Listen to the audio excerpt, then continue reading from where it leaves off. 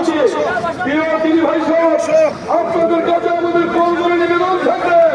এই মহাসমুদ্র থেকে আগামী দিনে জাতীয় সংসদ নির্বাচন আমরা লাঙ্গল দেখেছি, আমরা নৌকো দেখেছি, আমরা ধানের শীষ দেখেছি। একবার আপনাদের মতামতটা এই দাঁড়িপাল্লা মার্কায় ভোট দিয়ে আমরা যেন আগামী সংসদে একটা সৎ যোগ্য চরিত্র নেতৃত্ব প্রতিষ্ঠা